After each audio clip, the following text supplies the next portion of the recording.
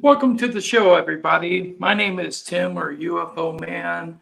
To my right is Hnoss, Odessa, Rob in the bottom left corner, and Nancy Timms, who has returned for a second time on the channel, but this time as a panelist. So welcome to everybody. One change. We were going to introduce and interview RUSS KELLETT, but he seems to be having some technical difficulties connecting with his camera all the way from Yorkshire, England. So we are going to take it in a different direction for now. If he comes on the panel later, we will definitely interview the man. If he doesn't, then we do have a show for you anyways. I want to give a shout out to my blood brother, John Mattingly, who's living in Summerlin, Nevada. I just found him after a 50-year search for siblings since I had been adopted when I was 3. And he was found recently. And this is for you, John. Hope you're watching. Okay, I'm going to move some people around here, because the focus tonight will be on some information that Hnoss has to share for all of you. So here we go. Take it away, Hnoss. All right. So I suppose a good place to start with my story and the side of my story is that 2 years ago, I left the United States. I abandoned all of my possessions. I just had a backpack and a small carry-on bag that I took with me when I left the United States and entered Ireland as a refugee. When I landed in Ireland, I entered the International Protection Office system. And when I told them the information that was at my disposal and provided them a copy with the evidentiary archive in my possession, they made the rare exception that's hardly ever made for countries that are allies of the United States, and they took me in as a refugee. The situation itself is that I guess the best place to boil it down to for an understanding is the default of the title of the book that I wrote while I was in Ireland, which is Conspiracy Prime. And the concept of Conspiracy Prime, which is not actually explained in the book, it's just that you understand it from the content of the book, is that there are a lot of conspiracies out there, from HARP and chemtrails and NASA filming their International Space Station in water tanks, to faking the nuclear explosions, over to the other side of the equation with extraterrestrials and Sasquatch and merfolk and giants and all the cryptids and everything like that. And then you got the supernatural side of things with ghosts and cursed objects and all of that kind of stuff. And the concept of a shadow government is often thrown in the line with all these other conspiracy theories as just another potential one that has equal probability of being true as all of the others, right? But that concept itself is an intentional distraction that has been created by the shadow government itself. Because when you look at all of these other things, the metaphysical, the supernatural, the extraterrestrial, alternate beliefs, the alternate beliefs that everything the public is fed tells them to not believe in them, every single one of these things actually requires a default acceptance of the shadow government as a real thing. Because, whether it's, extraterrestrials or ghosts or giants or whatever the case may be, the circumstances are that keeping the public from receiving physical evidence of this circumstance existing requires the existence of a form of government that exists outside all of the national governments that have authority over their domains. Because if you were to assume that the United States government is running the shadow government, the United States has a lot of enemies, right? And there are a lot of despots and dictators in the world that would love nothing more than to prove that they know something the United States doesn't know, so they could knock them down a peg, right? So the United States government telling, Iran or North Korea or Russia or the CCP, don't tell anyone about aliens, would not get them to actually cooperate with that command, right? And when you look at it, China has the actual same square mileage of area as the United States does, even though culturally we've been programmed to think of China as larger than the US. It's got a larger population. It's the same square mileage, right? Same hectares for the land. And when you accept what Congress has now accepted, that there are dozens of crashes that have been recovered under US authority, if you assume the same, it's not. But if you were to assume that crashes are random events that would happen anywhere, then Russia would have a lot more than the US. China would have the same amount as the US, and they would be all over, trying to negotiate that information into meaning they're superior, right? The United States says that they don't have contact with extraterrestrials. China could say, we've been chosen. We're the ones working with them, right? So it's not just the big countries, but everywhere in the world, they have, everyone who is not an ally of the United States has a vested interest in proving that the United States does not have command of the information they claim to have, right? Okay, wait a minute. I got to stop you for a second. Live Light is asking, has the shadow government existed as long as any human government has been in existence? The start of the shadow government itself was actually about 2,400 years ago. That was the starting point. So yeah, it precedes the modern nationalities, the modern definitions of the cultural barriers that define nations nowadays. So yeah, that is part of it. So the circumstance with the shadow government itself is that since there is no one actual national government that exists that could cajole the collaboration and participation of every other government in the world with regard to extraterrestrials, paranormal, and the rest of that, then it's We're on the video chat right now. Then it's a circumstance where the only way for the governments of the world to participate in that is interference from within by another network that's actually embedded itself in all the governments of the world. That's the only way that any of these things can be true, is for that to exist. And that's why the shadow government itself is the conspiracy prime, because any other conspiracy being proven true by default makes the shadow government true. Is there one controlling shadow government on all other shadow governments within different countries? Yes. Levels, for sure. Yeah. Definite levels. So what we're looking at is that you have to work your way from the bottom up, because the way that the shadow government exists and can exist without being identified is to operate as factions. All right. Hey, Tom. So for the shadow government, what they do is that within whatever region they're operating, they create a cultural narrative that is appropriate to the region in order to get the cooperation of the people that are involved there.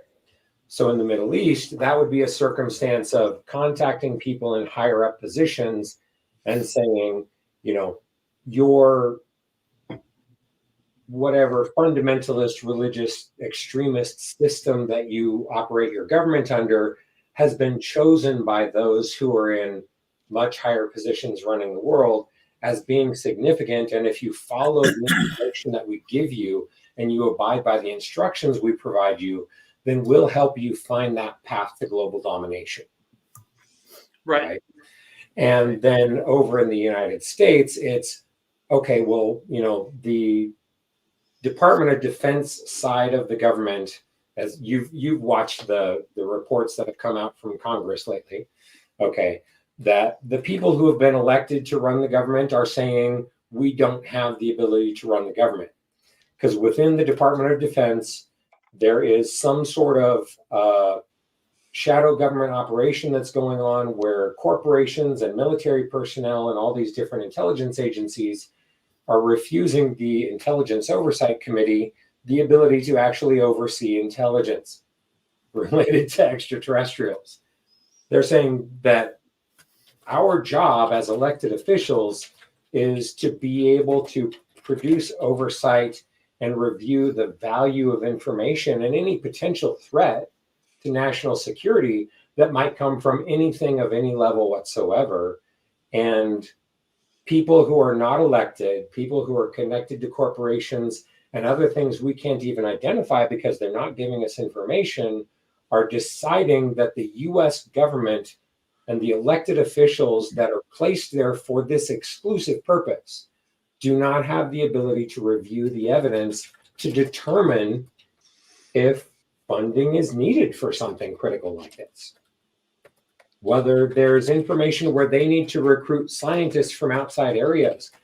This is a circumstance where this could go a lot of ways and they don't know what's coming, so they have no ability to prepare for that. And they have admitted that openly this last week with the hearing they did. And Tim played that, on his channel. Right. Review of that information. So it's a circumstance where that itself existed. The US Congress saying, yeah, UFOs are real. This has been going on for a long time.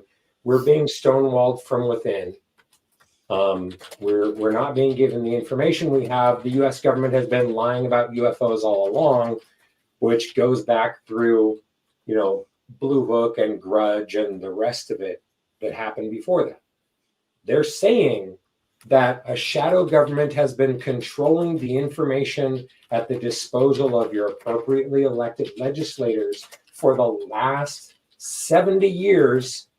And really all that we can do about it is say, we're mad. Give us the information, please. They Really, just they're not admitted to all of the citizens of the United States that they don't have control of the government, that it's already been taken over. Right. The one thing I was going to mention is a lot of the people that are in control of the information aren't even elected, they're appointed. So that's different. So if they're only appointed and they're not elected by the people, then the people should have the power to get the information from the people that can enforce the rules against the people that were appointed. Absolutely. We do have a quick question from the audience, actually. Live Light would like to know, what's the primary goal of the shadow government? Is it control through fear? It's a good question. To take it up a notch, we'd have to say what the shadow government really is. So like I was talking about from the bottom up, how they create a narrative that's appropriate to the region that they're inserting themselves as for influence on. The thing is, you go above that, and I know a lot of people have religious convictions. That's Beliefs. I'm glad that you've latched onto something to believe in. The search for something greater is in the nature of that desire to commit to something greater. It's definitely a large part of humanity. It's a large part of the human experience, and I don't disparage anyone from connecting to something that says, I understand that my part in the universe is minuscule, and I want to have a relationship with that understands. Exactly. With universal truth. Because that's what that commitment is. It's that, hey, I was born in a region where everyone in the neighborhood I happen to have been born into is Presbyterian. So that's the church I was raised in. And this is the definitions of the limits of reality that our mind was conditioned with. So anything else we hear outside of that, even as adults, goes through those filters, right? And all of those concepts themselves is one of those things I could expound upon for days and days, but we don't need to go there right now. Which That's is why not we right. had that question about whether the shadow government's primary goal is Right. fear. It's Control. that the function of what the shadow government's objectives are is actually the sabotaging of humanity to its extinction. Now, the people that have been approached and brought into all of these different factions of the shadow government in different countries are being told, you were chosen, right? You were chosen. Your dogma, your ethos, your, everything else that you use to define your culture is very important to, Yeah, be all you can be, yeah. rather than unity, be Right. one person. Right. And all of them throughout the world believe that they are the only ones being contacted for this purpose. And the ones that are actually in charge of the shadow government are the ones that people commonly refer to as reptilians. Okay. Right. It's not their proper name. If you go back into the old lore that survived the purge by the Catholic Fomorians. Church, That'd be the it's Fomorians. the Fomorians. Yeah. That's the proper name for the ones that are called reptilians. Right. Yeah. Okay. Hey, Hnoss. Yes. Teth wants to know, should us UFO seekers be fearful of the shadow government? Completely, 100%. They don't want you to know the truth. The thing that we're looking at is that part of their operational mechanisms, once you've accepted that the shadow government has to exist, then you also have to accept that one of their primary objectives is keeping the public from knowing about all these other things. They don't want the public to know that extraterrestrials are involved in human activity on Earth. They don't want humans to know about the celestial human relationships that were part of the histories of every tribe on Earth, right? They don't want you to accept that the giants are part of Earth's history and are still here, right? They don't want you to accept the merfolk, which one of those was actually captured on camera just a couple of years ago by That's Oceanic amazing Geology footage. Tim, team. if you haven't played that footage yet, you really need to find it and look at it because it blew my mind. Completely. But yeah, with all of these things, it's a circumstance where the shadow government itself has been established to exist. The U.S. government, the most powerful force in the world, says, yeah, we don't have any authority over this force that's coming out from our own government, right? And the Fomorians are convincing all of these different power structures in the world that they've been chosen for these purposes so that they're not comparing information, so that they're not letting the public be exposed to the truths of all these alternate things that exist in the universe. And all these governments are buying into it for one very specific reason. Because the moment that the rest of it is established as fact, there is no such thing as religious power. There is no such thing as political power. There is no concept of national supremacy or ethnic supremacy. Which would eliminate control. Or money or any of it. Yeah, it would eliminate control of the population or the general populace. It eliminates it. Yeah. By the way, I just wanted to say hi, Russ. Yes. Hi, Russ. Welcome to the show. Hi, Russ. Hi. Glad you're here. Glad you made it. Technical problem. Sorry about that. That's all right. Okay. Everyone in the chat room and everyone online, please welcome Russ Kellett to the show. He comes all the way from Yorkshire, and he's in a different time zone. So he's here in the early morning hours. So thank you very much, Russ. I appreciate it. You're welcome. What's it like, 4 o'clock for you there or something like that? About 2:30. So you just left the bar. Love your shades there, Russ. Very appropriate. Yes. Very nice. So I'm going to thank you, Hnoss, for starting to get into your explanations. We really appreciate everything that you have added tonight. I really appreciate that. Keep on adding your input as well. Steve and Lisa are both saying hi to Russ. They're very happy to see you. Everybody's thank happy to you, see Russ, so we're going to Yep. bring Russ up on the big screen. Here we There we go. Okay, Russ. My name is Tim, or UFO Man, so welcome. All right. And what I'd like to do is ask you a question real quick. Can you tell us a little bit about your background, where you're from, how you got into the UFO subject line, and how your story began? Yeah, certainly. I was born in a place called Bradford in West Yorkshire, which is a place where everybody worked in mill industry. My dad was a carpet weaver. My mum looked after us, children and what have you, me and my sister. And basically, I was sort of like bullied as a kid at school and what have you. So I didn't really go to school. I used to have an air rifle and a motorbike, a trail bike. And I used to go trail biking and shooting targets. And, sort of like that were about it, And what happened was I started work at 16. And I had a motorbike bought for me, my birthday and Christmas from my parents. So the proviso was, like, you don't drink, you go to work and sort of like behave yourself.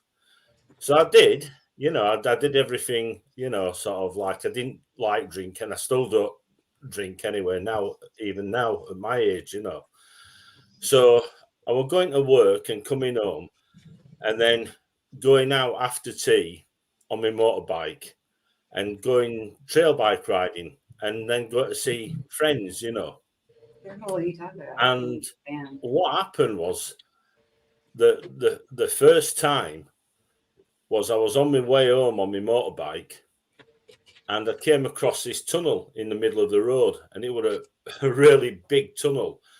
Now I'd been on this road the night before and there was no tunnel. And I'm thinking to myself, I'm slowing down because I'm not wanting to go through this tunnel, you see. And I'm thinking, this wasn't there last night.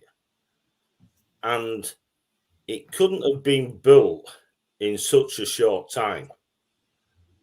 So I'm looking around on my motorbike to see if there's any cars behind me because I'm pulling in to slow down to go back the opposite way. And as I'm doing that, my bike is being pulled in to this tunnel and I'm thinking, what's going on? And so I'm trying to slow down and put my brakes on and I'm still going. So I'm skidding a bit. So I let my brakes off because I'm thinking, I'm going to burst my tires here and I'm going to come off if I'm not careful. The next thing, I'm in this dark room and I'm sat in this sort of like a dentist chair. And I'm looking around and I can see movement in this room.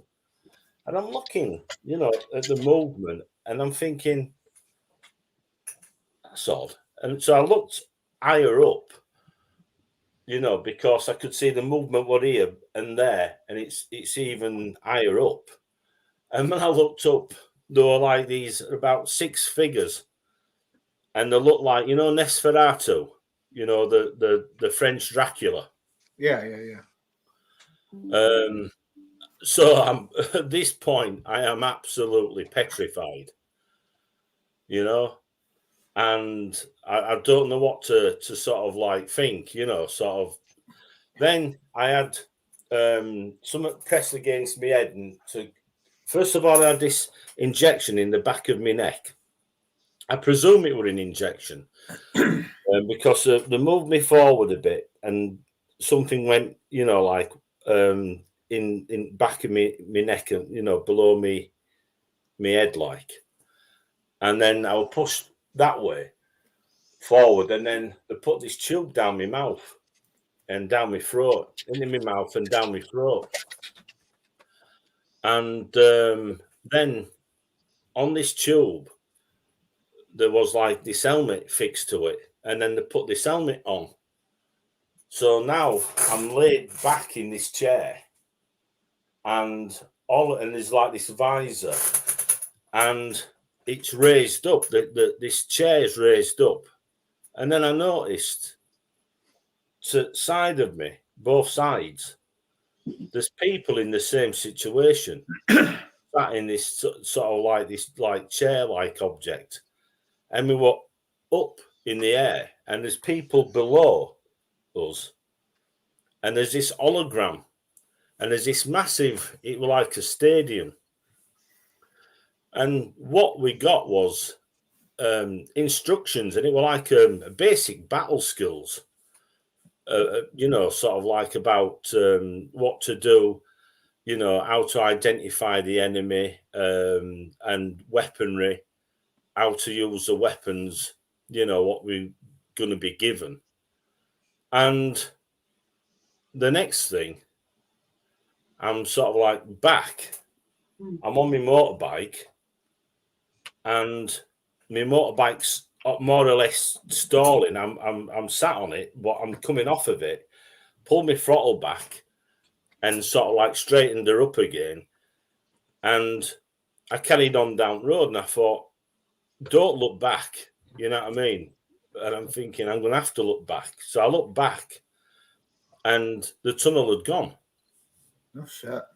So I carried on, you know, home.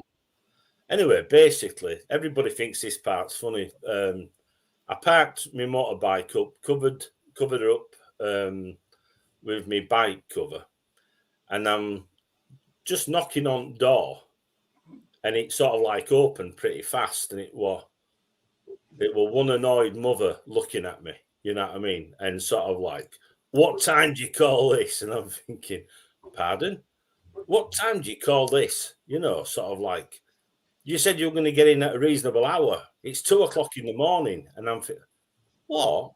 Where have you been? And I said, I said, I run out of petrol.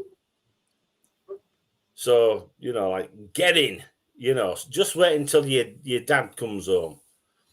And my grandma was downstairs as well. And she says, his dad's as daft as him. He won't bother. So, you know, I got my backside kicked, you know, sort of like told to get to bed, you know. Hey, Russ. Yeah, we have a question for you, Russ. I'm going to stop you for a minute because we got a question for you from the chat room. Were you given any instructions on flying an aircraft of some kind when you were in the chair? No, I'm just a foot soldier. I'm you know, I don't, you know, I've heard of people and they say that the lieutenants and all this lot, and no, no, that wasn't my job. It became apparent later on that I was put into a unit called a mega unit, and with telepathic unit. Now the thing is, what's happened is this alien race is fighting other alien races, and for some reason I've been chosen by them to fight for them. And it's not only a galactic war, it's happening on this planet as well. You don't realize it.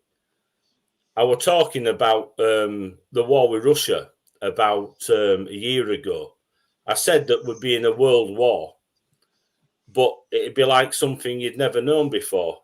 We'd be at war with a superpower, but it'd be like a civil war. Right, yeah. And that were about, I think it was 2 years ago, maybe.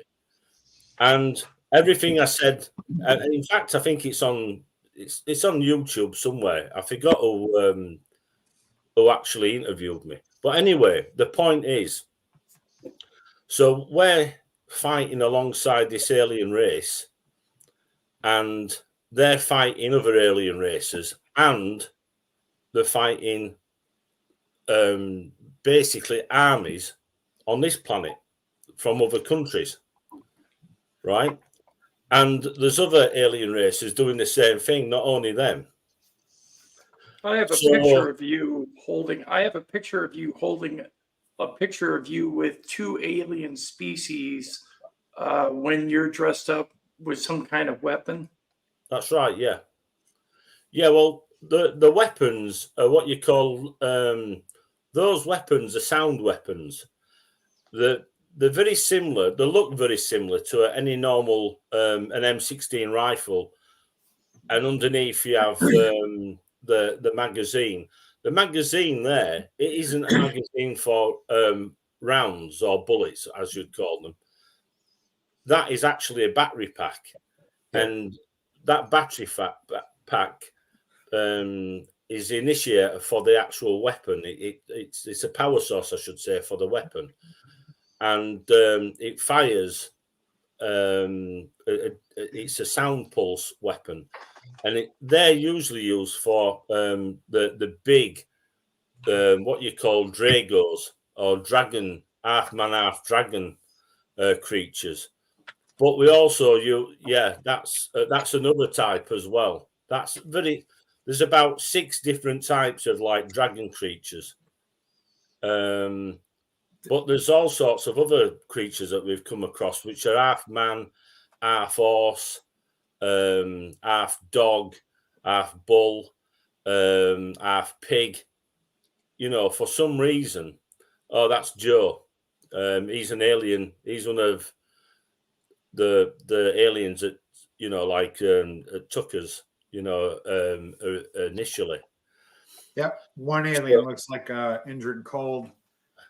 Yeah, well, they're around. I didn't see many alien greys, but we've seen tall blue-like aliens, like alien greys, but much taller. And they were blue. Yeah, very tall, blue, about 10 foot tall. I wanted to ask, those weapons that you had, the sonic weapons, were they 100% deadly, or were they like a sonic, like a stun weapon or something? No.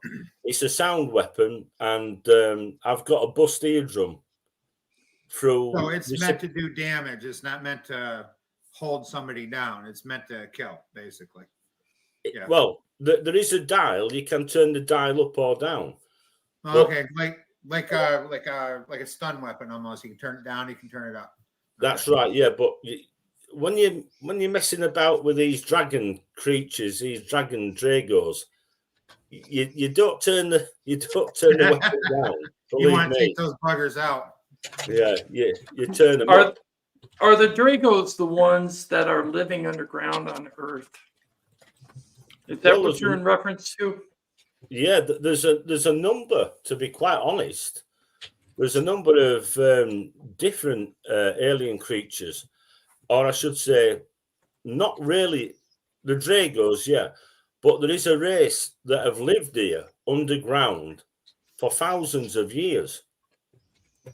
And I know that in some countries that they're having to block, some of the, like some of these people go caving, and some of these areas now have been sealed off by the councils with big, sort of like 2-inch steel blocks, and being, sort of like bolted in to the walls,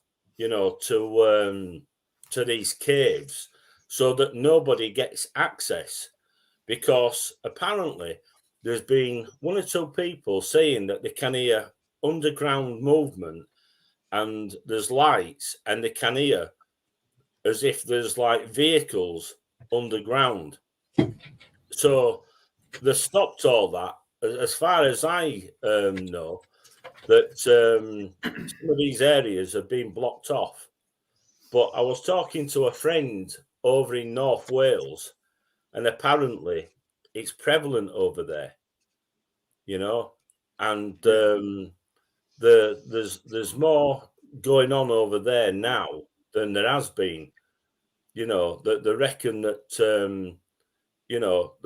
there's something going on. They're not quite sure what it is, but there's a lot of activity underground, and there sounds to be a lot of vehicles moving around, and there's voices as if there's some kind of like military underground, which is a worry because, you know, it's on our soil. Another question I have is the alien race that reached out to you. Did they tell you why they're at war with the Dragos, and what's the Dragos' agenda, basically? Well, to take over the world, to dominate. The alien race are kind of like defenders of you know, I'm trying to think of the right way to put it, of negativity or something like that, to stop something like this. No, they try to stay alive because the Dragos have basically been fighting them for a long time and trying to wipe them out. So the Dragos are kind of like the menace across like our local portion of the galaxy, trying to just basically. Okay. Yeah, not only them, there's other creatures as well that that seem to be just as bad, that look human-like. Yeah. You know. Yeah, because there's the Dragos have their their methodology, and there's going to be other people that see them as powerful. They're going to want to follow them and do exactly what they do. So, that's why there's so many other people, species out there trying to do exactly what they're doing. Well, let's be honest. Humans do it better than anybody. Yes. You know, you'd have to be big alien, sort of like monster to do damage around the world, because there's enough of us own doing it. Right. Nancy, what do you think? I believe that there is a lower rim extraterrestrials that do create these havoc and problems because they want to keep us controlled. We are used as puppets, more or less. And what I believe is that we have the power of becoming interdimensional, and they do not. So to keep their power, they do not want us to ascend or evolve, because they lose everything. We will realize quickly that we have outgrown them, and we will have no need for them. It won't happen overnight, but it's happening now as we all speak. They know that their days are limited. The problem is, and this is a big problem, that they've been doing this for thousands of years. And I'm not quite sure, because I've never asked, because you don't get a chance to act when you're put in situations. It's like one of the things that I forgot to say is that in the unit that I'm in, there's quite a lot. The best troops, the best soldiers, the specialists are women, because most of them are actually telepathic, and that's why the women from Earth are taken, right? Yeah, because they're telepathic. And the alien race that's taken me use them as security, because one of the things what they can do is that they can sense that somebody is, or an army or one person or whatever, are actually teleporting into an area, whether it be one of the palaces, sort of like on their planet, or anywhere where they are. And so the women are basically chosen because, and they choose the best for, like, where they're living is like a palace, right? And all the other areas where they have guards, so that they don't actually materialize the teleport where, sort of like the aliens are, and cause them any harm. So they're guarding that planet, they're guarding that race of alien, yeah, and they're guarding all the facilities, the military facilities and bases all around their planet, and on other planets where they have bases also. So the women from this planet Earth, basically, play a big part in the army for this alien race. and it's because they're telepathic. Mm. So I just Hnoss, want to know about what do you that. think? Please. Oh man. Okay, so I need to maintain a composure to be Objective. not conflictionary with my chosen words here. When it comes to the experiences of the alien races that you have existing within your memory of experiences here, kind of what I would want to ask is, where do you get the definitions for where the lines are defined between whoever told you that the enemy is Dracos versus these others? Nobody told me anything. It's what I've seen myself. Right. But I'm saying that the word Dracos, this is a human term of modern origin. This is not something that existed 100 years ago or anything before that. You're a human being, so you're gonna use words what humans use, aren't you?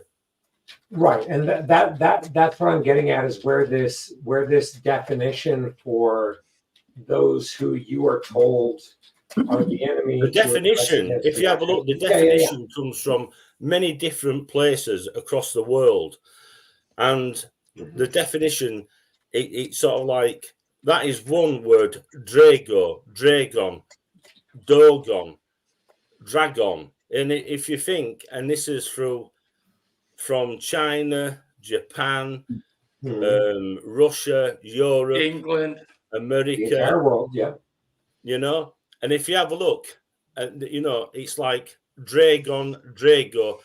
And the funny thing is, in our language, which goes back to Celtic and sort of like Norse, yeah, there is no word for these type of creatures like dragons or like these strange creatures, dog-like, you know, like you know, called dog or dogon or, you know, dragon or what have you. You know, it's a different spelling altogether. But right. Well, there's no singular alphabet system that has existed across the entire world. So whenever you know, it's like anything translated to English gets turned into something that it wasn't initially. Americans think that Tokyo is the capital of Japan. Japan doesn't exist. It's Nippon. That's the actual name of the country, right? So language itself, there's not going to be a universal word that applies. But it is universal, the whole world. because if you look and listen, what I'm saying is, the funny thing is, it's always called either Dragon, Drago, or Dogon, you know, Dragon. There's, for no reason, it's the same, even in Africa. Very similar. Like the Dogon tribe. Yeah. And it basically, what it amounts to is something called the dragon people. Yes. So, and this is what, you know, this is what we've come to understand. And it's not just by my thinking, it's by what, if you have a look and you look back into ufology. I think that the point was just that language is a little tricky. And while in one culture, in one area, we may call them something, we refer to them something else elsewhere. And also, along with the language, but not, because in all these different cultures, they're very similar. Yes, it's no, they're very similar. Sounding name throughout all the cultures. Why is that? Don't you find that strange? And I'm not denying the reality. So hang on. Right. Hang on. I agree that in every culture there is a similarity there, but also there is a very wide-ranging difference in the way that that particular race is perceived based on their interactions or lack of interaction with a certain culture or area. Because if you go back and if you have a look, it's perceived the same.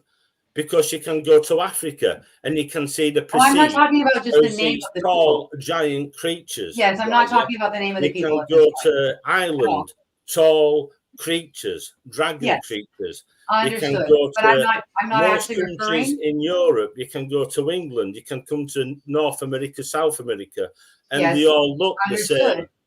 Yes, So- I understand, and I am agreeing with you. Yeah, I'm but not talking you've about just the told name. us something, and it's opposite to what you've just said. Absolutely. So what you've just No, said is wrong. I disagree, obviously. Yeah, well, you Okay, disagree. all right, That's hold on a because- That's second. okay. That's You're all right. disagreeing with yourself because what you've just said No. is a nonsense. Let's move on. I guess I what I want to disagree, say that's is there's fine. another name for Draco, according to Hnoss, and they're called what, Hnoss?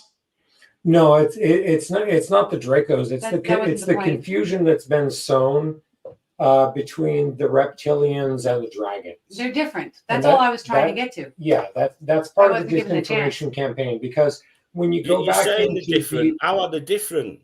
You're saying that the Dracos are different. The reptilians. They're the both Dracos are not reptilians. the reptilians. It's a completely different species, and that's been part of the point that's been sown in the societal enculturation that's been developing over the last couple of decades with getting information Sorry, I out there. misunderstand what you're saying. I think so. Yes, I think it's just Yeah, an understanding. I it's agree with that. that. It's that the entities that are working to disrupt humanity are the reptilians. When you go back into the old formal lore, when you look in the Celtic So lore a and reptile, everywhere else, which is what we call they a are dragon. actually known as Fomorian. That's what exists in the old records. That's the name for them. The Fomorians are the reptilians. The dragons They're different. that are documented by every tribe in the world from whatever lore survived the purge by the Catholic Church, the dragons are not the same as the Fomorians. They're not the same as the reptilians. These are different species. The dragons are the creator species according to the lore that humanity created from the records of all the tribes that have survived until now. You need to speak a little softer so people will listen. Well, to be quite honest, I can't agree with you because they're the same.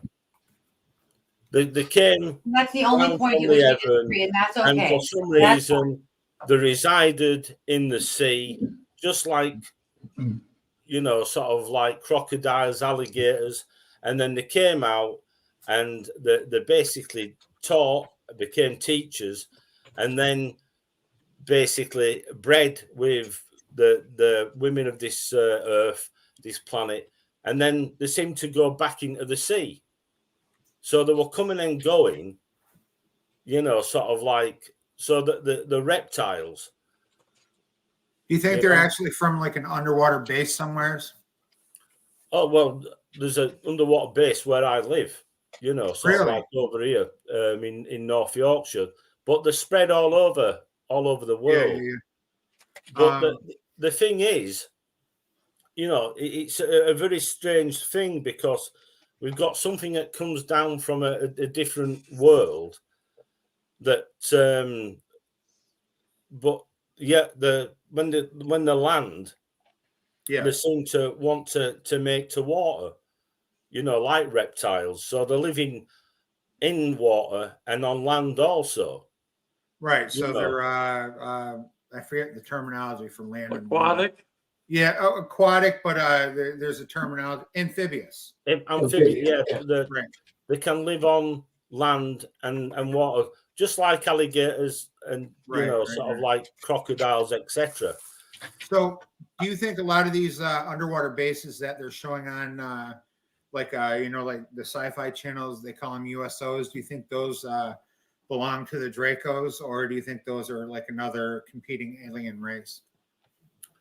Both, yeah, and also from different countries on this planet, from different, sort of like America. Also, I filmed some around here. I filmed 2 flying triangles coming out of the sea.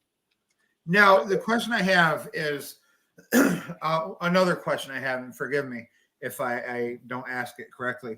When they go into the sea, do they go into the sea and leave a wake behind them, like a splash, or is it just they just go into the sea with like no resistance whatsoever? Well, I've spoken to people that have been around when they've gone in, and they said that there was like a splash. Now, the thing is, I think it just depends on what type of craft, and if it's an alien craft or whether it's a craft that is predominantly Aquatic. It's built for that. made more or less to do the same thing as the alien craft, but built in America and other countries, because being copied and back engineered. I know that I'm going to say that the craft what we use go in water, but I've always been inside the craft when we've been in the water, so I've Yeah, never you were really saying, noticed. I've never really noticed whether we made a splash or not. Did you, when you were in the craft, did you feel like a resistance when you hit the water, or was it just smooth right through? No, just smooth. Yeah, you never knew really, did you? No. Okay. I think so that would mean it was like one confluent motion. very fluid. Right. Okay. Nancy. Yes, please. I've been waiting. Okay. I have been waiting. Well, Thank you, Tim. Okay. You're welcome. I am a contactee with interdimensionals, and the lower realm extraterrestrials are part of the ones that you're talking about. And what they were trying to explain to you is that we know of them as only one name, but there are many different races of each one, many different races. Some are bad, some are good. I have met some good ones. So that's the first thing that I think what they were trying to tell you is that they're not all one and the same. There's different ones. I said that earlier on. Yeah, that some are wanting humanity to evolve and good things to happen for us and for us to meet interdimensionals and the good extraterrestrials, when the lower realms do not. They want to keep us controlled and dumbed down. It's not so much as them wanting to dumb us down as the society that we live in and the governments that are basically powerful, that sort of like tell us what to do in his own country. The shadow government. I agree with that. Yes. Our government are played as puppets, and they keep us in chaos. That's why they create wars, because they want to take our focus off the good things in life. They want to keep us in a constant upheaval. That's how they maintain control. Constant aggression. Yes. Yeah. We need to rise above that, though. We really do. Yes, and we can with their assistance. That's just part of the disclosure. First are the governments, and then with the extraterrestrials and interdimensionals, they will assist us. The problem is, and this is a big problem, is that it's like anybody working for the government, sort of like, I'm not doing it like my dad used to say, you do it for the good of doing it for your people, right? Yeah. These people now are doing it for a paycheck to become millionaires, right? Yeah. They've got no interest whatsoever in the country that they live in and the people that they're supposed to work for. That's long gone. All they're bothered about is making money and living in a big house somewhere away from any trouble. Exactly. And it don't matter whether you're left or right or in the middle. Right. The thing to do is not choose a side, because you're given into negative energy, which creates negativity all around you. The thing to do is not pick sides in wars. Pick peace, pray for peace, or meditate for peace, and advise other people to do the same. This effect will ripple onto other people, and we can learn to become better beings. We just need some guidance. Right. We need to unify. We need to come together as in unity, not fight over petty squabbles like territory and who has the most money, who has the most power. We need to come together. When you take off this human costume, we all look alike. We are all energy beings. Yeah, well, when we turn off the lights, bro, why That's you true. know, We're all in the dark. there's so much money being made, and there's so many people starving around the world, Right. right? For no reason whatsoever. But unfortunately, Oh, that is for Hnoss. our governments are telling us that we can't drink. You know, I'm hearing horror stories where people are being told that they've got wells and they can't drink from the wells on their own land, right? Yeah, but it belongs to the government now. They're telling people not to For you. you know, sort of like have cattle and you know, sort of like bring up rear cattle and what have you, and you know, like it's like almost trying to stop people from living, you know, stop growing food. You know what I mean? It's like, what is going on when governments are stopping people from growing food?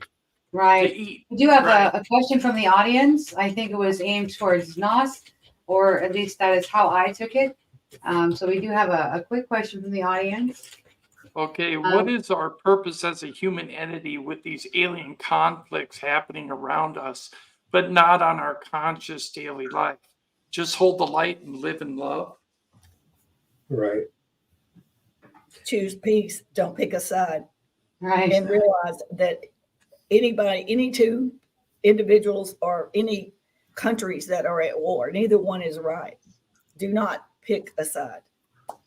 Well, the thing Thank is, you. Your energy, Yes. positive energy, and don't watch so much of the media yeah, I totally agree with you because there. that's that is brainwashing. Right. Everything is designed to keep us dumbed down. Right. I think there's a few things in that question. Water, our air, everything. Right. Yeah, no, I do. I think there's a few things in that question that could be addressed. And I think that we have multiple different perspectives here. And I think that's wonderful. And I want to hear all of that. And we'll definitely, I want to end with our special guest. I want to end with Russ. I want him to be able to make his point with that. But I did want to make sure that Hnoss got a chance to answer that because that was throwing back to something she had said earlier in the chat. So I just wanted to throw the question out there for Hnoss to answer. Right. As far as the purpose of the human entity with regard to the celestial conflicts that are going on, the function of humanity is to see how well they can escape the social engineering that has programmed their belief systems. Because if you choose a side based on what's most convenient to believe in, then you've decided you're not worth saving and humanity should be extinguished. If you're capable of pulling back from what you want to be true, what you think should be true, what feels better to be true, and you assess the relationship with the reality of the universe, no matter how inconvenient that is for you, that is the spark of sentience itself. Because sentience only exists in a state of pure reality. And if you're not sentient, yes, you're going to die. You're not going to persist through the rest of the universe. Whatever you felt or thought didn't matter because it was given by someone else, not reality itself. Also, just so that you're aware, you sound very emphatic. I want everyone to know that you're recovering from laryngitis. So she's trying to speak loud enough for everybody to hear her. It's that I have to speak more verbally aggressively in order to get the voice to actually come out of my throat there.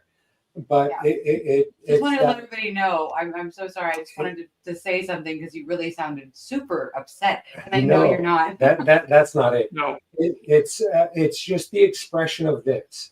If whatever concept you have for a creator, divine energy, the spark of everything that has a consciousness that overrides the universe, just understand there's no value in a dubbed copy of a tape outside of the original tape. If the concepts that are generated by your mind, by your consciousness, are limited by a replication of a belief in a reality that was dictated by someone else that doesn't actually understand reality, you're just a copy of someone else's thoughts. And as much as nobody wants to hear this, that means you don't have a soul. There is nothing of you that is worth existing beyond the point of your demise, because the universe doesn't need fraud and falseness being perpetuated into infinity.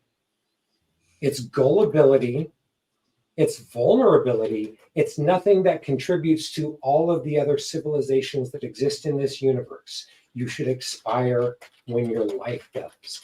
But those that are able to touch on reality itself, to touch on truth, to get beyond the limitations of the society that tried to program them and say, I have touched that which I was told not to, and I see where they all fell behind. That's the spark of a soul. That's what continues forward. That's what grows. That's what contributes to consciousness and the source that's on this universe to begin with. That's what makes you perpetuated. I personally got to ask Russ a question, and I may be backtracking a little bit. Hey, Russ, in regards to being that super soldier, how long were you a super soldier? And were you age regressed backwards to when you were taken? Or are you continually being taken now and are still active? No, it finished about, I would say, about 10 years ago. And I had full memory recall. And a lot of this was how it came about. I had head injuries, and I remembered a lot of things that had happened. And so, you know, I had 100% memory recall. Wow. But something else happened later on, and that was about 25 years ago. I was rushed to hospital because they thought I had a brain tumor or something. I was talking to my dad one Sunday morning. He'd brought papers, you know, like Sunday morning papers, and then we were talking. And I said I'd make him a drink of tea. And he put paper down on the table, went into his room with his papers. And I was sat and I was just looking and reading the paper. And I was supposed to be making a drink of tea for my dad. And I was reading the paper. And all of a sudden, I couldn't read the paper. It's like I just started mumbling. And and I could feel something being taken from my brain. You know, my memory. Basically, what it was like my memory being taken, and I could feel it happening. And my dad came in and he says, "Oh, did you make us a tea, Russ?" And I gives it, and I can't explain. I was just mumbling to him, and he said, "Are you all right?" And I just looked at him, and I just shook my head and said no. So my dad grabbed hold of me and picked me up and took me out to the car and shouted at my mum, you know, "Rita, there's something wrong with our Russ. I'm taking him to hospital." So he took me to hospital, and I had tests and all sorts. Then my mum came, and then they'd taken me to a different hospital, and they put me in an isolation unit. So I was by myself in this isolation ward in this unit. And funnily enough, about 4 years ago, I come across an abductee, and she astounded me by saying that she'd been taken to hospital and she'd been put into an isolation ward as well. She had the same thing happen to her, which, wow, for two abductees, you know what I mean? Sort of like, and I've never met her before. And I just found that very, very unusual. And I think it's more of it's not a coincidence. So I'm just wondering. Then, of course, what happened was I was diagnosed with something called ME. They call it fibromyalgia now. ME, myalgia encephalitis, Right. or chronic, something else it's known as chronic fatigue syndrome. That sucks. I have that.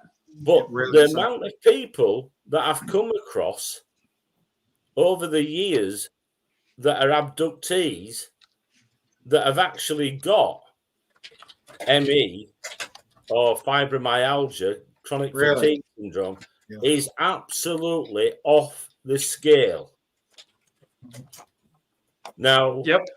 what I'm trying to do is I'm trying to get a new website together for alien contactees, abductees, to find out how many people that have been abducted have got ME, fibromyalgia, chronic fatigue syndrome. Right. To see if there's Right. any coincidence. Because I think it's an after effect of when you've been taken. I know that I've dealt when we've been taken, and what it is, being taken and then teleporting, it's part of time travel. And I think, personally, myself, I think it's some kind of, like, you could call it, sickness from time travel. Like jet lag almost. Yeah. Like a exactly. permanent jet lag. So, and the thing is, Are you tired all the time? oh, yeah. So am I. I can fall asleep in my chair. So I had experiences at around 95, 96, and again in the early 2000s. But what I'm going to say to you is I've been extremely tired, and there's no explanation for it. All my medical labs are normal. So why am I tired? I don't know. There's something somewhere. There is something somewhere that science and the medical practice is, sort of like is not seeing. Or is it, funnily enough, it's in my book, right? Yeah. And what I've put in is from my doctor, and it's in like a report. It actually says Mr. Kellett is in a UFO group. Now, why would my doctor in my notes put Mr. Kellett is in a UFO group? Don't you find that sort of like strange or even disturbing? Yes. Absolutely. It was your book? Pardon? It was your book? Yeah, in my book. Yeah. Hang on. Which one? RUSS KELLETT is E.T. Ryder? Yeah. Or, yeah, that one. I've got a real close picture of that. Let's see if I can bring it up. Here it is. Yeah, I'm That just one? looking. I'm trying to find where it says it. I'm just trying to find, like the doctor's note. Where the heck is it now? You can find that book of his on Amazon, by the way. E.T. Ryder is on Amazon. I don't know about his other book. Yeah, that's about the famous Welsh, the crash that happened in, that's it, the second book, at Berwyn Mountains. When the craft landed. Well, there were more than one craft that landed on that evening. Where the newspaper report came out that a UFO landed in Suffolk, right? In where, sorry? That newspaper report came out around that time where they said a UFO landed in Suffolk. In Suffolk? Yeah. Wasn't that near Yorkshire? No, it's further down the coast. That's the famous Bentwaters. Oh, okay. That's Rendlesham Forest. Left at East Gate. Yeah, I know what that is. Yeah. We had John Burroughs on our channel. So that's right. Yeah. Yeah. Right. What I was going to say to you is I have a couple still shots of a UFO that you made famous on the news.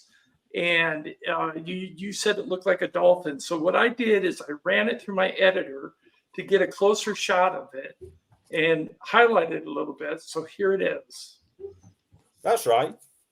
People say it looks like a flying saucer as well. And I made it bigger so you could see. I talked to Hnoss beforehand, before you came on, and to Odessa as well, and Rob and Nancy in regards to this object. And we all had pretty much the same opinion that it Very could have been similar opinions. I agree.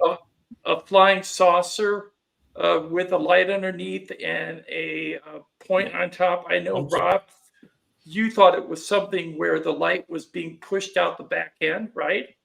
I thought it was like a rear-facing thruster of some kind, whether it be a light energy or actual like a jet, and it's actually traveling away from us, is what it is. Right. And we're seeing like the back end of it, like as it's going forwards and up. That would explain why the point is absolutely on the other side of the light. So, you know, back end versus forward end. Yeah, that makes It was sense. actually stationary. The objects were straight. The object was stationary. Yeah. I think if you it's look a on the really YouTube. I think it's on the YouTube. You can actually see it, and you can you can see me, or you can hear me talking and saying, you know, is that a balloon? You know, so is that one of those? And nah, and the thing is, we had a look, and there's no tether underneath it or anything. right. Yeah. I You know, took the stills, Russ, from your video. Yeah. We But I had didn't have an expert from Expert Witness Association, you know, to actually have a look at all my footage. And what he turned around and he gives it. I can't tell you what it is, but I can tell you what it isn't. It's nothing normal, Russ. You know what I mean? It's not a balloon. It's nothing normal. You know, No, it's like the definitely Flying not a Man. balloon. Have you seen the Flying Man? I have. Yes, seen I it. have. I've seen a couple of different versions of it too. Well, after that happened, me and my friend were both abducted. And, you know, I went back the next day looking and taking photographs of the area. And in the sky, you can see flying triangles in the sky. And I've only just looked at the photographs this last year. And they're over 20 odd years old, the photographs. And I've only just noticed that there's flying triangles in the photographs taken a day later. You know, That's cool. That's cool. Keep that under wraps, sort of, because you don't want those photos to go missing. oh, well, you know, I could tell you about something going missing. I had a piece of metal from the crash in Wales, right? 20 odd years I had it. My mum passed away. We went to a funeral. And when we came back home, right, we were talking, and my sister said, I've got a funny feeling. And I said, I have. And after we'd had the you know, sort of like the wake and the little tea, what we had for my mum, and her family had gone home, I noticed something. The piece of metal that I'd had 25 years nearly has gone missing. The piece of alien craft, yeah? How do you think it was removed? Was it like physically removed, or was it just ported out, or do you remember how they removed it? I've no idea. It was in a place that only me and my sister knew. Right, yeah. I'd been showing it to somebody a couple of months before, and I put it back, and I thought to myself, where did I put that? That's bizarre. And I went to get it, you know, because someone turned around and said to me, Russ, it was only the week before. He said, be careful with that piece of metal because you're in great danger. And I said, how can I be in great danger? And he goes, "You've got something what somebody wants." And I said, "You're joking?" And he says, "No," he says, "I'm not joking." And then it's gone. That's messed up. That's why I said put your picture somewhere safe. Seriously. Yeah, I know what you're saying, but I usually put the pictures up on internet, so people, if you want a picture of it, if you want to copy it, you can have one. Right, Right, but so I'm that saying way- the original, make copies Yeah. and put them all over the place. That's Keep 'em what I safe. usually try to do, you know, because I ain't keeping anything for me, and it's like I put videos up,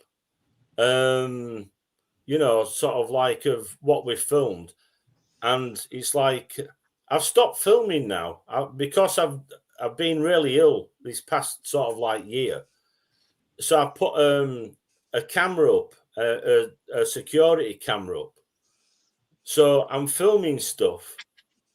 It's a lazy way of doing it, and I just get my mobile and I just look, and I'm saying, you know, there's something going on outside, you know, sort of like, and there's things coming down from the sky and going past the camera and shooting off, you know, Right. sort of like, you know, but I need to get out because I used to enjoy going out and filming these things up close and personal. I mean, I've been filming and I've been zapped when I've been filming with a friend, and I actually got zapped. And when you slow the film down, you can, I think it's about 7 or 8 balls of light come down and actually hit me, because I shit. say to my friend, "Oh, let me just have a look," because I'm holding camera for him because he was disabled. And I Yeah, said, yeah, "Can you see that, Keith?" And he says, "Yeah." I says, "Oh," and I can feel this power going down and up my body. And I'm thinking that's strange. So I said, "Just give me camera a minute." like And an as soon as electric charge, like an electric Yeah. charge or something. Yeah. Okay. as soon as I put the camera back up on these 2 lights, this ball of light that's moving, all of a sudden, a split second, there's a flash and there's a click noise. And when you go in slow motion and you play it frame by frame, you can see these balls coming down and coming up and it hitting the camera. Wow. So We got a question for you. In regards to the metal, was the metal ever tested? no. And you know, the thing is, I had so many people over the years telling me that they knew somebody that could do it, and a friend of mine, he sort of like took it and went to get it tested. He came back and said, "Oh, the bloke said that he can't do it." He worked for a scrapyard and all this lot, and so the only other alternative was to take it to a university. So, to be honest, at that time, I thought to myself, I don't really want it, because they said leave it with us overnight or for a few days. And I didn't really want to do that. You know, I didn't want to leave it. You know, I said, you can do it, but Right. I want to be around when you're doing it. Because I've seen them on television. I mean, they can do it for a certain person on a certain program in front of him, you know, sort of like, so why can't they do it for me? And the thing Right. is, I would have paid the going rate to have it actually analysed. So it never happened, you know, and in a way now I wish that, you know, I would have done that, because, Right. you know, at least I'd have some recognition for it.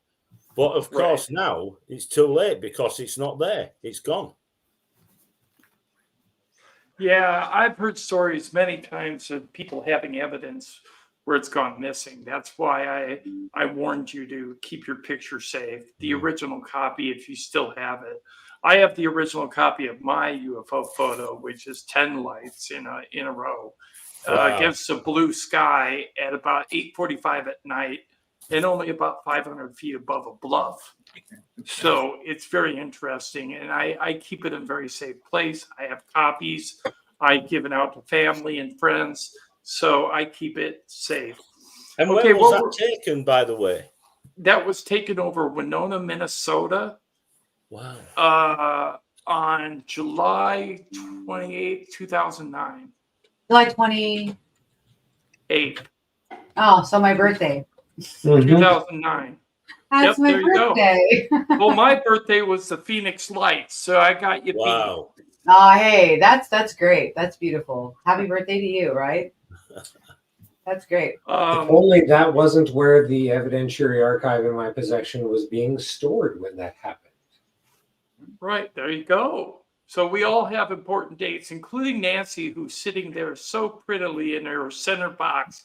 I feel like we have the Brady Bunch on the right side here.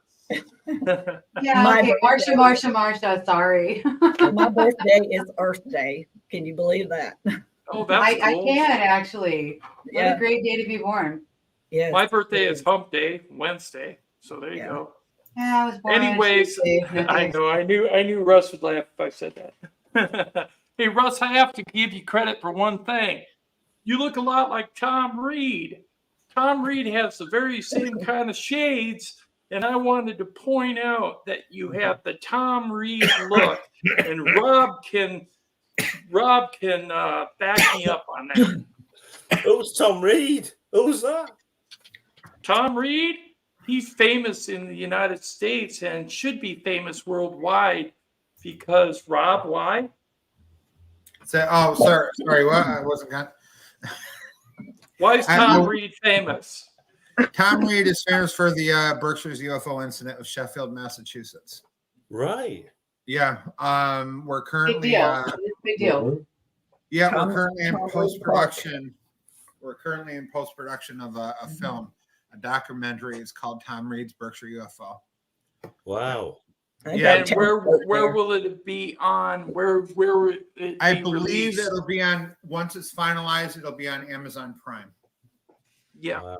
That'd be nice. Now, I wear these glasses because something's happened to my eyes and the watering, so I look a bit of a dog.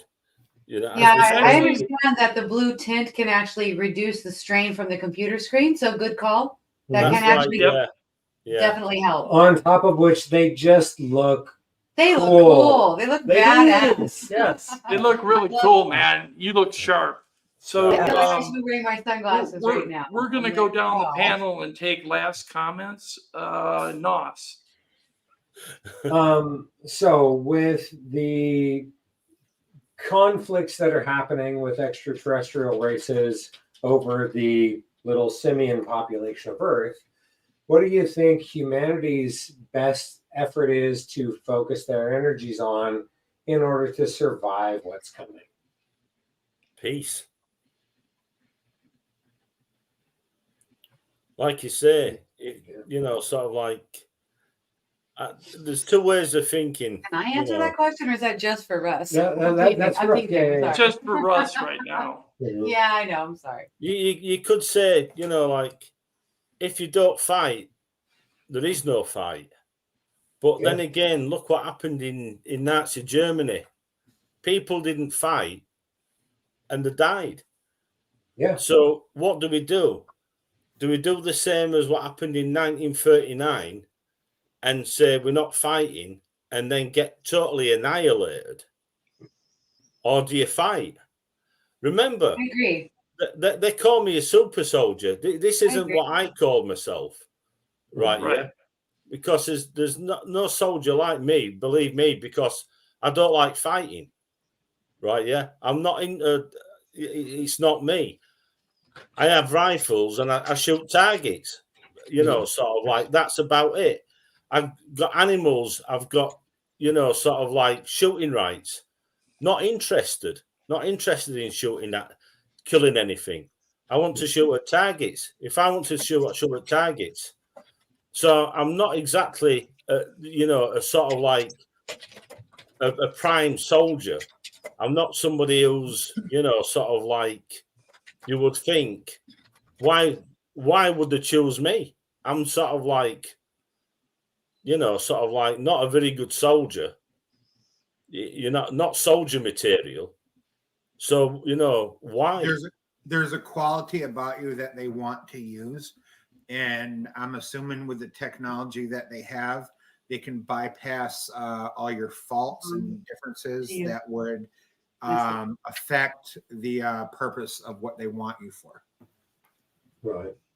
So maybe it's a psychic ability. Maybe you can sense something coming. Maybe you can stick your hand in hot water and get hurt. I don't know, but I'm assuming that there's an ability that you don't know of or they do. And they need that ability to achieve their agenda. And that's most likely what it is. Right. You have a certain ability about you that they want. Well, if I could interject for just a moment here. I mean, if we're talking about a soldier perspective, I can tell you from the perspective of any military leader, the number one quality that is looked for in a soldier on any realm, on any military whatsoever, is the ability to follow orders to the letter. That's not me. Yeah. That's not me, because right, but that itself opens up a whole other discussion that could happen, right? Because we know that's the nature of military conflict. Yeah, it's those that have all of the information at the top that no one else is privy to are the ones making decisions, and they're counting on the people that are down the ranks to follow those decisions because none of them have the information they do at the top, right? And it's that balancing point and seeing where would that go awry? Why would somebody who's in a position of power like that choose one that's not going to just by default carry out commands? What is that unique attribute they're looking for? And that's where you find the aspect of why you specifically, right? It's that deviation from the norm that's going to define your purpose in life itself. You did hit upon something, but I told you earlier on that, I am a telepath, but I'm in a telepathic group unit called Omega Unit. But the best telepaths are all the females, and they're better troops, you know what I mean, than guards, and they're vicious. Believe me, you would not mess with those women. You know what I mean? Because there'd just be a pile of snot and blood on the floor. Then, what I mean? They've got a job to do, and they do it, Thinking about that, women were in charge of was it the Vril Society in Germany? Yeah. The one with the long hair, and they used to telepathically get downloads of information from a distant galaxy for schematics for those ships that the Germans were working on. So, I understand the strength of telepathy in the female gender. I do see that, yes. But it also exists in males. Well, yeah, because obviously I was a telepath in the unit, But like I say, why they want to take me, I have got no idea. Right. Well, we want to thank you for coming to the show, Russ, and you're more than welcome to come back sometime if you would like to. Well, it's been great, and thanks for having me on your show. Yeah, we'd love to have you anytime. We want to ask Nancy what her last comment is. I think that everyone here on Earth is here for a purpose. We serve I agree. Purpose, and it's all headed for a good purpose. Everything that's happened, good and bad, is a learning experience. And we make mistakes. We're human. But we're intelligent enough now not to repeat these same mistakes like we have in our past. It's time for humanity to change. And people like us, we need to talk to humanity. That's our crowd. That's the people that want to listen to us.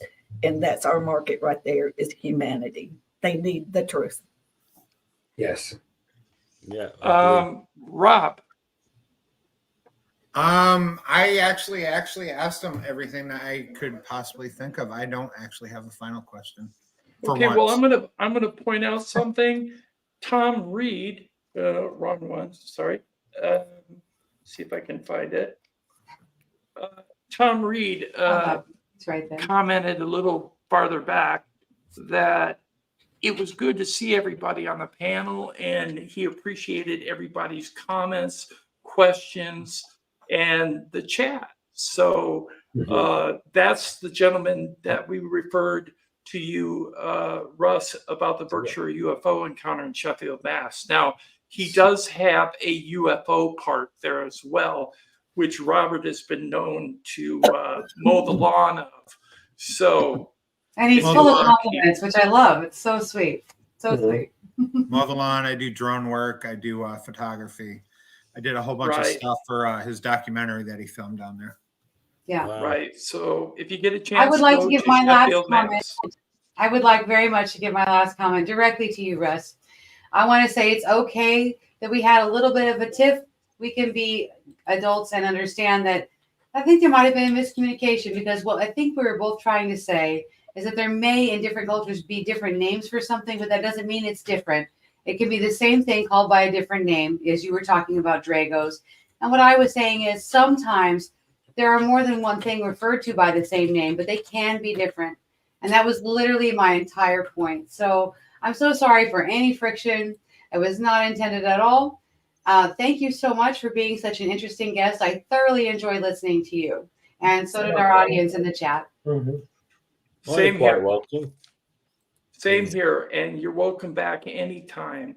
And thank you to everybody who watched online. Thank you to everybody who participated in the chat. And we'll see you next week.